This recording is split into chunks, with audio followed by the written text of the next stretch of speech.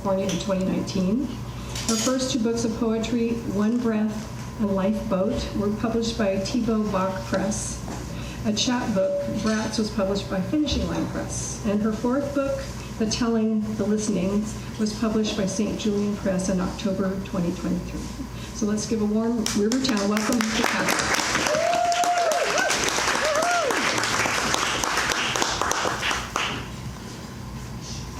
Thank you.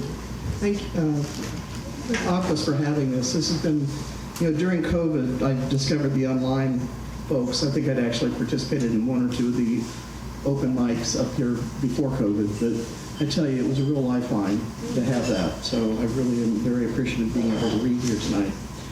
So mostly I'm going to be reading from my current book, which is medical narrative poetry. It's the telling, the listening. They tell you you're supposed to read from the book, but my eyesight these days needs larger print, so I print it large. The first couple I'm reading are actually from my first book, and I've got a couple of others. I've got one that isn't medical and a few that aren't, but mostly they're medical things.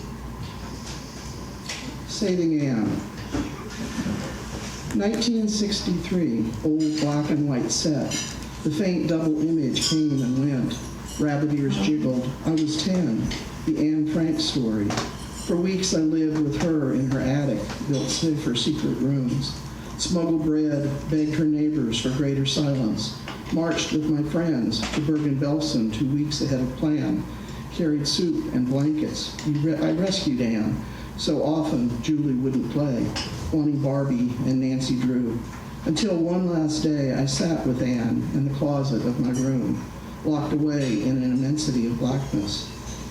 Until 30 years later, a wet April day, poster-sized photos, grainy black and white, I find again a passage through a secret wall. Yellow stars and streets of broken shards, a stadium of girls in perfect blonde salutes. I bend to a small picture low on the wall, abstract knots and curves until it tilts and a hand spills out. Slender fingers stretched against tangled arms, ribs, a Gothic arch of knee, bodies piled past sense, the room too still, my breath too loud.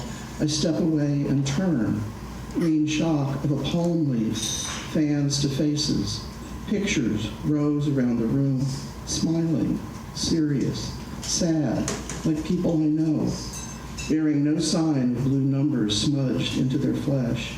And Anne is there again, as if she never could be left.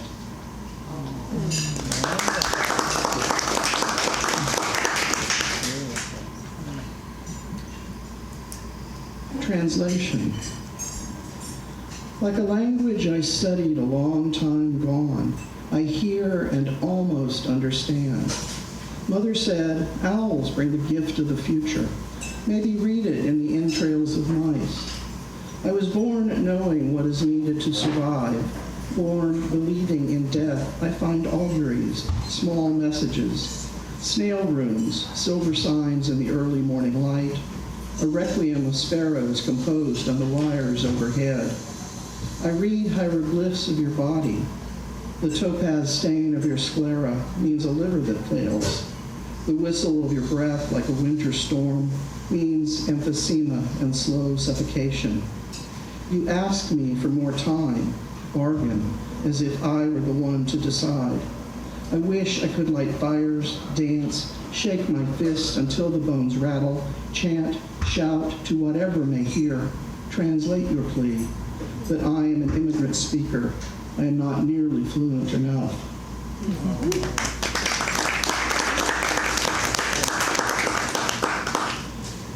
Over the years, I've become physician for friends and colleagues, which has a double weight to it when they don't do well.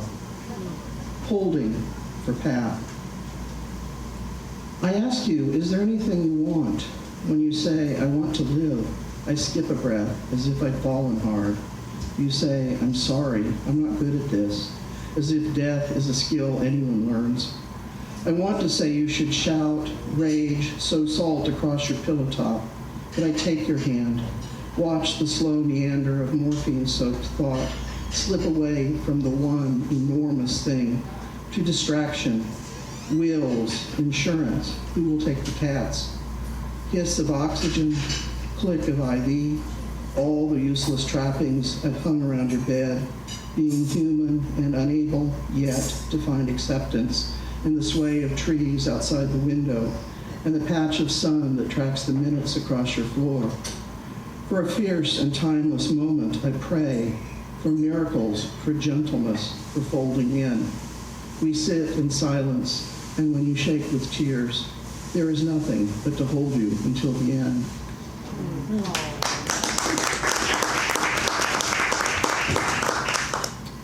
This one's not in any book. It will be in an upcoming one, but I just happen to like it, and it's not medical. It's a little palate cleanser. The world looks back. We climb the path, stepping carefully over roots, loose shale, smell of dust and redwood duff.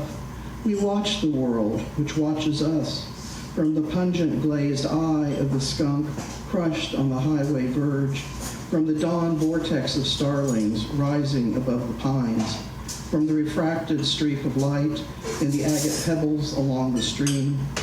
Cat's eye, chatoyance, the world looking back.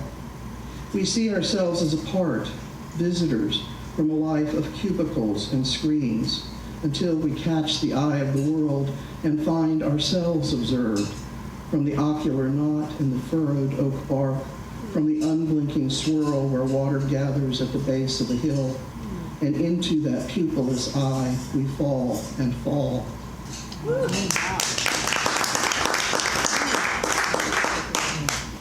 And also in my practice, I did geriatrics predominantly, but over the years I ended up with a lot of poets as well that were patients. Not always with happy endings, but anyway. For a poet lost to Alzheimer, you also flew on wings you built yourself, fragile pinions plumed with verse, how you stretched to reach the sky. But I keep imagining the terror when the first feather blew away, and all around the wax softening in the sun. Did you think then of landing? Did you know already there was no time? Did you see the glory of a fall through closing dark, a burnished comet trail to mark your path? Icarus was fortunate to drown, a broken body mourned and put away. You go on, a sad and broken thing, and you have forgotten that you ever flew.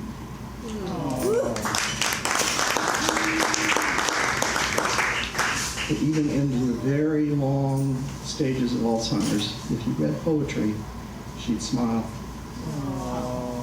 So, How old was she? upper 90s. Yeah. This is a story about another patient. She was 109. So in California, Title 22 are the regulations that regulate how nursing homes have to be run. Mercy for Camille. The nurse insisted I must come, must address a feeding tube, and I thought of a conversation with a rubber hose. Monsieur, let me introduce you to Mrs. C. She is 109 and does not eat, in clear violation of Title 22. To lose weight is a finable offense, easily prevented by a tube in the nose. She did nicely on Brie and baguettes, nourishment for any Gaelic soul, until one too many falls brought her from her home to the mercy of a proper dietitian and a healthy diet of blandly low-fat food. Mrs. C ate little, then less. So, I said, we're worried.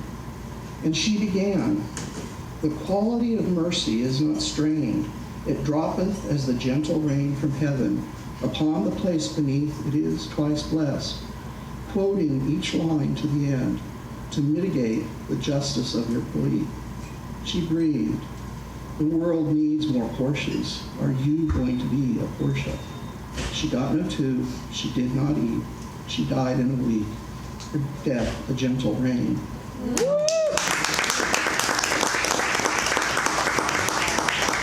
For anybody who can quote the entire Porsche speech by memory, Wow. they know what they're doing. That's amazing.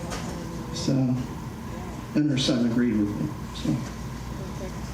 Hunger. The window brightens from black to gray, no clear transition of night to day as rain drizzles down still. Even the jays seem to know there will be no break and crowd the feeder, hunger pushed to shove in, scattering seed to sparrows who wait below or perch and draggle balls of wet fluff on the sill. On this side of the window, my cat crouches, twitches the tip of his tail, makes a soft chirrup. I've heard the same sound, more loudly and deep, from a tiger at the zoo when the keeper appears with his tray of bloody meat. This cat is too well fed to need the tiny mouthfuls of flesh twittering outside, but I thank the window for glass. I could make the same sound as I think about my day, hungry for my share, for a cup of hot tea and time to watch rain and birds and cat.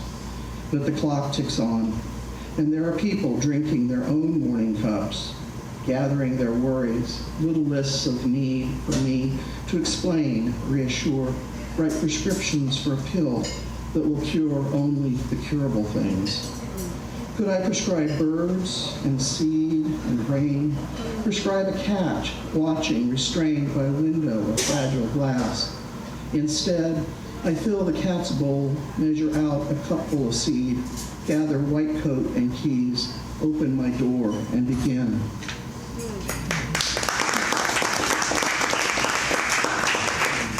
So one of the rites of medical training that we all go through is something called pimping, which is when you gather for morning rounds and the senior doctors ask increasingly obscure questions of the junior doctors, theoretically to test your knowledge, but mostly to put you in your place and remind you of what you don't know. And so most of us have been through that. Sharks also are what the medical folks tend to call the surgeons.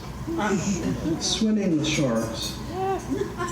John says doctors have trouble writing poems about I don't know. Guilty culpability? Maybe the ingrained response to morning rounds with its aggressive pimping for detail and obscure diagnosis. What? You can't tell me from memory the 27 causes of low sodium in the last 3 days of this patient's hemoglobin? We are taught that when you swim with sharks, you must never bleed. That enticing sweat of fear will bring an attack. Do not roll to show any soft underbelly of uncertainty if you want advancement in your field. Stay silent and shift to one side. If pinned, give an unrelated fact. It will take years to learn I don't know, decades for I am sorry.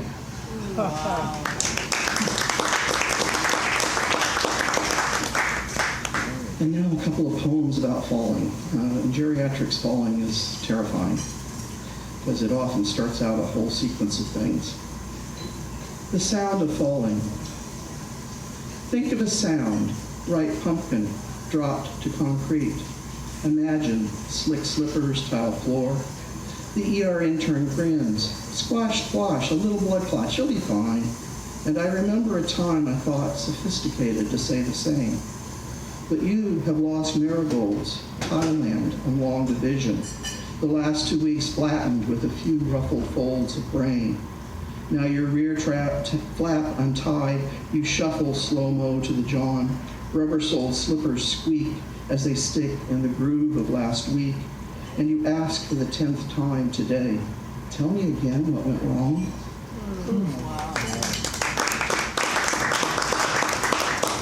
One of my mentor poets told me that she needed me to write a poem about falling. So when I was at Dominican, a group of us went out hiking, and it did not end well. Falling. Little difference between flying and falling. An instant untethered to earth, forward stumble to flight, and a second of suspension before gravity reasserts, and the earth reaches to smack you back into dust. You will remember a vision of rock, trail, slick serpentine stones, a flash of your face to that path, and choice, dried rattlesnake grass whispering to one side. Here, you can fall here. Then womp of a fist to your chest, mashed out breath, tumble and roll, roots to ribs, become a gasping fish. Pain arrives as time stretches, elastic, sketched throb of blood as it spills into sealed spaces, wheeze of air trembling just out of reach. Slow reach and wiggle to find what moves and what won't. Double vision of self as it was and self broken as pieces scatter, reform.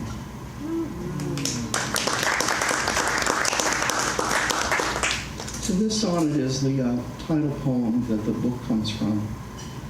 Words beyond words.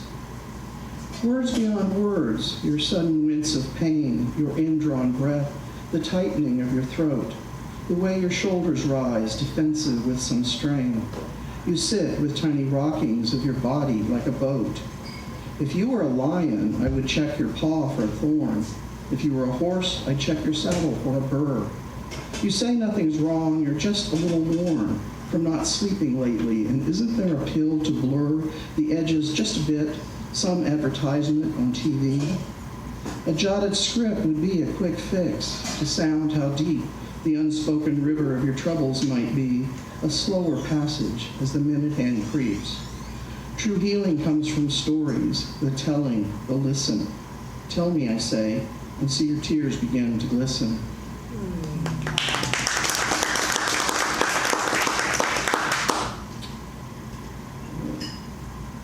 I trained at Letterman Army Hospital, which is no longer there, but it used to be at the foot of the Golden Gate Bridge. In the course of my career, they used to bring anybody who survived the jump, they'd bring them to the ER there. The song of dark and windy nights. The Golden Gate has learned to sing in hums and moans, a siren song from Baker Beach to Conselman Road. The new lightweight walk thrums in wind, and after 75 years, 2,000 jumps recorded, they are adding nets in hope of saving some. But this year, a record has been set. The bridge with its fogs and sparkling views, a magnet for those lost in darkness and in despair. 1980, a girl pulled from the water beneath the bridge, brought to my ER, to our tsunami of saviors. We cut away her clothes, wrapped her in hot air, punctured her with tubes while she murmured, "No, don't, please, just let me go." Surgeons took her torn spleen and kidney, pinned steel and broken bones, then sent her to a hospital downtown. Regular reports said she was talking to psychiatrists, taking pills for depression. Physical therapy had her walking with a cane, eventually discharged her home. They found her car abandoned at Vista Point, and now they've taught the bridge to sing.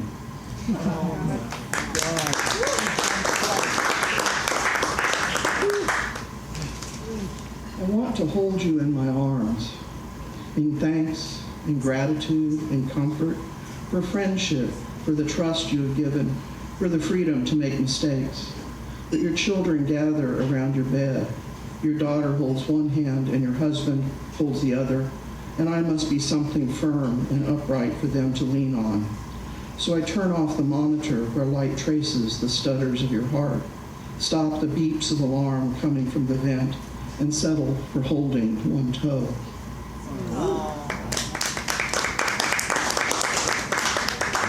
Two more. The ICU nurse sang. The ICU nurse sang and held one hand of the nameless man, told me to hold the other, reminded me to breathe when he did not. And tears, she said, were fine, contrary to the professor who sneered at my first death, told me to hide moist eyes in paperwork. But with this man found dying and alone, we stood on either side, him between, silenced alarms, screens left dark, while her soft lullaby filled the hollow places, and the man lay quiet until he died. I've learned a lot from ICU nurses over the years. And then this final one. So up until a few years before I retired, my medical group, we did our own hospital work, so we did our own admissions, and so that meant that you often would get called in the middle of the night to go take care of somebody. Night call. If you are in need and it is midnight, if I leave my bed for the cold darkness, If I stumble on the step, drive yawning to the ER. If the light is fluorescent and numbing and there are cries of despair from the next bed, I will not resent more than a little my dream forever gone, not curse you for the warmth cooling beneath my quilt. I will not hold you accountable for the missing hour of sleep. I will love the crescent moon, the sudden deer, and the hustling skunk on my street as I return. I will love this midnight world. I will love my calling. I will love your need. Thank you.